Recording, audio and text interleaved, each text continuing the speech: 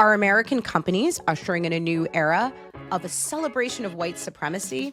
Or have people whipped themselves into a tizzy about a jeans ad for no reason? And hi, welcome to another episode of Alyse Heard It Here. I'm your host, Alyse Adamson, and this is the podcast where we put the topic of the day on trial. And today's topic is the American Eagle jeans campaign starring Sydney Sweeney and whether or not it is racist. And for those of you who have been living under, I guess, a rock for the past week, because this is huge news, there's a new American Eagle jeans ad campaign out featuring 27-year-old and, importantly, blonde-haired and blue-eyed Sydney Sweeney.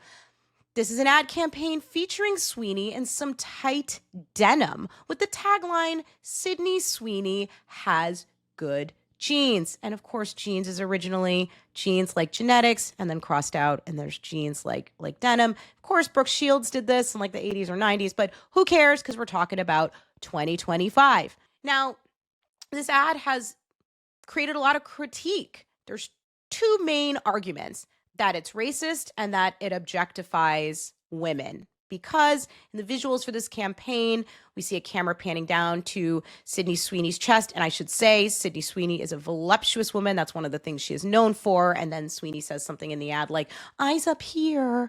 People don't like that. Now, we're not going to touch upon that because I really want to focus this on the racial undertones in that discussion. I will say, though, when have ads ever stopped objectifying women?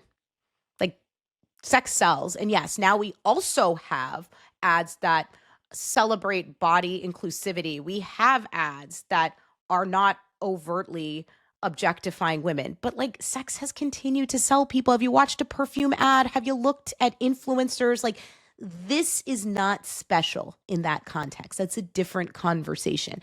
But the most extreme criticism of this ad is that it is actually championing white supremacy, that it is somehow ushering in an era of essentially Nazi propaganda where American companies are putting forth this idealized standard of beauty, blonde hair, blue eyes. And by saying Sydney Sweeney has great genes, they're saying these are superior genes. These are superior genes. These are American genes. This is what we like. Now, folks, for those of you who are not viewing this on YouTube and are listening, I am a woman of color. I saw this ad before I read the backlash, and I'm going to tell you, I thought none of that. The reason is, number one, American Eagle is not known for Nazi propaganda. Like, they've had inclusive ads. So when I think American Eagle, I don't think of, like heyday 1990s Abercrombie completely whitewashing. That's not something that comes to my mind. Sydney Sweeney is an objectively attractive woman. Look at her. Symmetry, perfect, beautiful hair, not just because of its color, but just by its fullness. It looks great. Voluptuous woman. She's from the TV show Euphoria, if you're familiar with this. That's how I know Sydney Sweeney. I'm older, right? I watched that when it first premiered in like 2018. That show starred Zendaya. She's a biracial individual. She also has great genes. It was an attractive cast of young people, and Zendaya and Sweeney were breakout stars during that show. And just as like a quick aside, as a parent, that show scared the bejesus out of me. And it made me want to go campaign to bring back the DARE program. Any millennial of my era remembers DARE to keep kids off drugs? That show was all about kids doing drugs. And I feel like if they had those cops come to their classroom and show them what we were shown in the 90s, they wouldn't be doing that stuff. That show would have been very boring. But anyway, I digress. So I think Sydney Sweeney is an attractive 27-year-old woman. I saw this ad campaign and I thought, okay, they clearly weren't marketing to me. Like, I'm not a dude, so I wasn't looking at Sydney Sweeney being like, it's a sexy woman. Give me more. I need to know more about American Eagle, even though I don't think like the demographic they're actually trying to market to are men. I think it's women. I think women are supposed to see this and want to see themselves reflected, but I don't know if Gen Z goes for that. But again, that's another conversation. But I definitely didn't look at it and think, wow, because Sydney Sweeney is a blonde white woman, this must be an ad championing eugenics. She's a celebrity and she's like an it girl right now. So I thought they're capitalizing off of her current stardom. That's what I thought. And then I kept it moving. And then I open up TikTok and I scroll and I see people saying American Eagle's canceled, that this is Nazi propaganda. So I had to go back and look at the ad to see where all this propaganda was. And I'm reading the conversations about this ad. There's even an op-ed in MSNBC saying some of this criticism is fair. I watched one TikToker talk about how this is a recession indicator because in recessionary times, ad campaigns target this time of the past. It's the same concept of MAGA, Make America Great Again, where whiteness is championed from a better time. It's too deep. I think it's too deep. And don't tell me I'm missing the context and nuance, because I'm really not. Trust me, anybody who knows me knows that I'm very keyed into racial nuance and all of those microaggressions and conversations in society. I'm keyed in. I'm there. I get it. And there is real racism, which is why we need to be reserving these conversations to overt racism. That's my opinion. It's very clear. So for people that think this is intentional Nazi propaganda, and I think that's the conversation really, it's intention versus impact. What was intended by this ad and what was the impact? We know what the impact was for the people who were offended, and we're going to get back there. To think that a marketing team sat around with American Eagle representatives or executives and said, we want to create an image that champions white supremacy. It didn't happen. Now, there is a possibility that they sat around and they thought, look at the current culture of America. Look at this cultural shift. Let's ride this MAGA wave. We know that Sydney Sweeney looks, in a way that might align with the Mar-a-Lago set. Let's ride this wave of popularity. Same thing happened in 2020, though, after the murder of George Floyd. A lot of these companies came in and said they wanted to start all these DE&I programs. And I don't believe for a second that a lot of those companies were doing it because of the goodness of their heart, or they really wanted to renounce racism, or they really saw a problem. I think they were riding the wave of popularity and they thought that would help them sell more products. Because I'm going to tell you right now, companies that actually had those ideals kind of woven into the fabric of their corporate culture already had those inclusivity programs before 2020. And those companies continue to have those programs even in the current environment where there's this DE&I backlash. They're willing to take what comes because that's something that they actually believe in. They are standing 10 toes down on that. That's what they care about. To me, a lot of what I saw, this 2020 virtue signaling, it was all capitalizing on a moment. They wanted to bring those consumers to come to us. We care. And that's why with the DEI and rollbacks, they rolled it back so quickly because they didn't actually care. They wanted those consumers. And now they're like, well, maybe we can get other kinds of consumers in this new MAGA world, because this is capitalism, baby. It's all about selling a product. It's consumer demand. So is it possible that execs sat there and thought, Sydney Sweeney has an image that might resonate today? That is possible, but that is very different than intentionally saying that this pushes white supremacy. And I do understand the nuance that by riding this wave of popularity, it unintentionally pushes out an image that aligns with some of the more extreme viewpoints, aligns with people who believe that that should be the idealized standard of beauty. I get that, folks. I do. But at the end of the day, I don't think that that is going to be the impact, at least not for now, without more evidence. I'm a former prosecutor. I want to see evidence.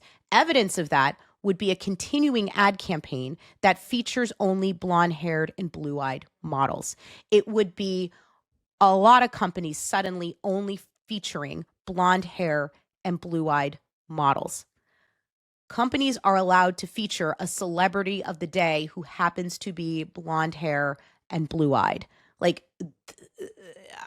they are. That's the reality. Part of inclusivity means featuring everybody. And as I said at the top of this podcast, I don't know of American Eagle being a completely whitewashed brand. That's not what comes to my mind. If I'm wrong, go ahead and check me in the comments.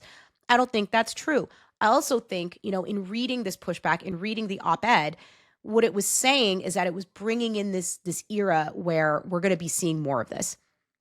Well, let's see if we're seeing more of this. I mean, we're talking about one standalone ad. And at the same time this ad premiered, another ad premiered from Ralph Lauren. And this ad was celebrating the very unique culture of a wealthy Black enclave of Martha Vineyard called Oaks Bluff. That's right. This ad featured exclusively Black models in what I would say are upper class clothing in this culture, bringing awareness to this culture, celebrating it. It's a beautiful ad. And that's inclusivity, right? Because this is a culture that some people know very little about. I happen to know about Oak Bluffs. It's beautiful. It's beautiful. Oak Bluffs, it's a bastion of artistry and intellectualism, and the history goes back years and years and years and years. And this is coming out at the same time that the Sydney Sweeney ad campaign. So like someone at Ralph Lauren didn't say, okay, guys, it's time to just embrace this white supremacy, cancel the ad, right? No, they still put the ad out there. And so that's why my viewpoint is let's look in the totality. Let's look at the impact. Are we seeing a balance? Are we still seeing in campaigns that are featuring multiple model talent, where it's not a one-off campaign with one single celebrity? Is that talent featuring a diverse group of people?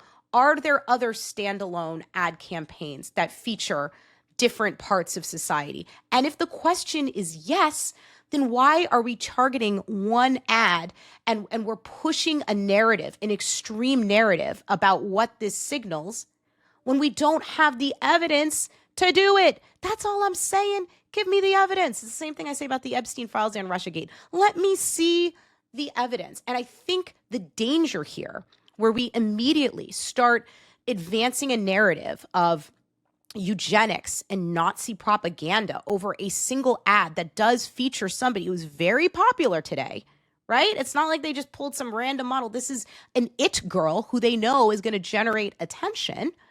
Well, it undermines actual pushback for overtly racist things. We are in an era now where people do feel emboldened to say overtly racist things, and we should be pushing back on those displays of white supremacy. But this, I had a pod early on that said, has cancel culture gone too far? I said it has. This is an example. You want to cancel American Eagle over this? I mean, Fox News is losing its mind. It's given them fodder for days, rightly so, because this backlash, in my mind, is premature. And right now, without seeing more, I think it's kind of extreme and some of it is ridiculous. And let me tell you, what's also ridiculous is that now the White House has weighed in on an ad campaign targeted to young people. So instead of focusing on like the issues of today, the White House issued an official statement about it. And I read, the White House said, cancel culture run amok. So they say about the backlash of it.